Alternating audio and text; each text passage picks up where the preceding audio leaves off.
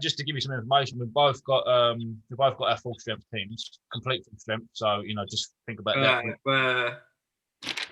I'll give you the list. Morgan, Milan. I can do a bit of Milan now. Morgan, Milan, Stokes, Roy, Bairstow, Livingston, Butler, Ali. There's missing one. There's an opener in there. We're missing. Archer, Wood, Curran, Tom Curran, Jordan, Rashid, Reece Topley. This is the fourth stump, and in this edition, we're going to talk about the upcoming limited overs cricket between England and India, starting on Friday this week. We've got 5 T20Is and 3 ODIs being played. Ed, how do you see the series being played out? I see them being as a bit of a lesson for England to learn how to play on these, get a bit more experience in Indian pitches, seeing as that's what's just outdone us in the tests, as we've already mentioned.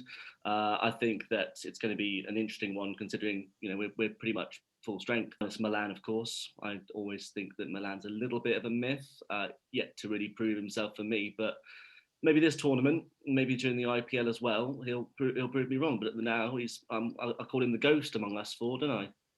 Well, he's averages over 50 in T20. I think it's just the amount of runs he's amassed, and obviously he's still got a lot more to give, and he's very technically gifted. Like he doesn't come in and just rush his bat at things. He does play his way into an inning, which is always good to see. Trust me, I hope I'm wrong, Roy. At the moment, for me, I can't say that he's definitely deserving of being in this squad.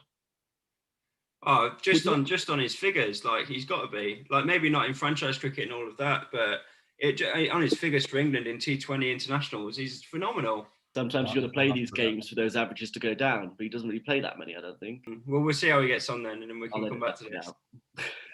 We've got the 5 T20s starting up. I'm going to ask you boys your predictions for these, please. For me, I'm going to start myself. I think that India are going to slightly edge it 3-2, although I do see it be a very close series. I think India having the home advantage will be absolute key. They've also got Hardik Pandya, Rohit Sharma, Pan, Kohli. The list is superstars. It's just amazing, and they all know their pitches. So yes, for me, it's going to be a slight 3-2 India win. How about you, Rob? No, I fancy us. I think we've more than a match for anyone on limited overs cricket. I think we've got so much strength and depth. All of our players can play well. We're good with the ball, good with the bat, we're good all round. I'm actually confident for this series. I fancy a 3-2 win for England, maybe even a 4-1. I really, really fancy it. I think, as I say, so many players coming back into the squad now from the test team. So, but players like Roy and Milan and stuff like that coming in, Billings. Yeah, I really do fancy us. And you, Roy?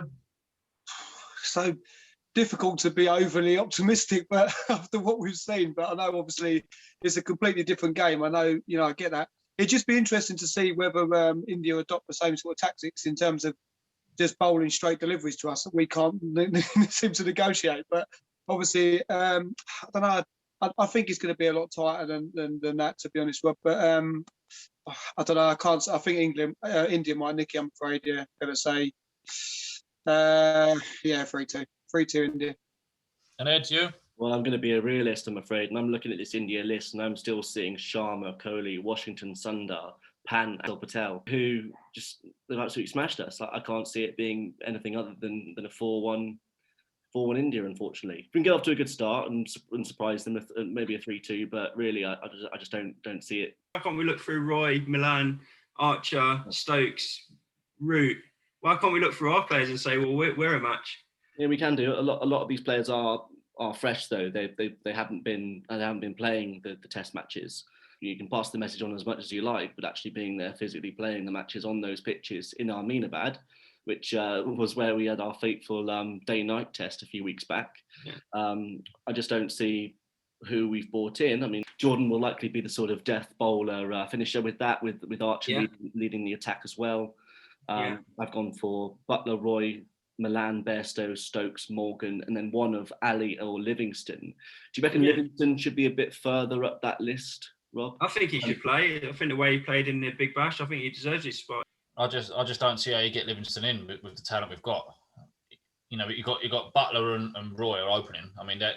You just don't. Yeah. Milan has to be number 3. Root's not playing this series, is he? I was going to say, if we're going to rotate anyone, surely Root can. Root's not sit playing. out now. Bairstow, Morgan, Stokes, and then you're down to your bowling. I just don't see how Livingston fits in. Not in the first. Not in our full strength 11 anyway. What, to balance out the side? You mean? Well, yeah, I just don't see it. I mean, Moeen Ali has to play. He has to play as a spin number 7, 6 or 7 for me. He has to. He's too good with bat. I mean, CSK bought him for a hefty price for a reason. Adil Rashid as well. He's in the squad. He'll play. The great thing about England is we bat all the way down to to our last man. Which is, and I think these matches are going to be completely different to what we've seen anyway. I'm still gonna be positive, because at the end of the day we've got one of the, I believe, world's greatest captain, and I think he can see us home at any time. But it's going to be some really tight. No, I've never mentioned how much I love Morgan, have I? Just on the ODIs as well. Obviously another bit of a different format again to get used to and accustomed to. How difficult is it, do you think, for the players to suddenly switch around from the T20 style again, then to go back into a kind of you can't be fully aggressive in a 50 over match? What would you guys think on that? I've got every confidence in our lads. I think they know what they're doing. I think they're going to do a great job in both, to be honest. I don't think it matters to them. I think as well, like you say, we bat all the way down. It doesn't matter to them, does it? They just bat. They're going to get their scores, and then that's it. If we can get 2 of them, of the early ones, getting a good score each, then we know that lower down the order they can all get 20s and 30s anyway. So I don't think it matters to them what we're playing. Just go out there, bat, get a good score, and then you've done your job. Cheers. At least with these T20s, we're actually going to see some normal 2020 action and not all this silly X Factor rubbish and all this. You get an extra point and all this. It would be good to see a proper, 20 over competition, exactly how T20 should be. Good for the English dads, though, isn't it? I mean, so many of them at the IPL. We've had the Test series over there. We now have any limited overs.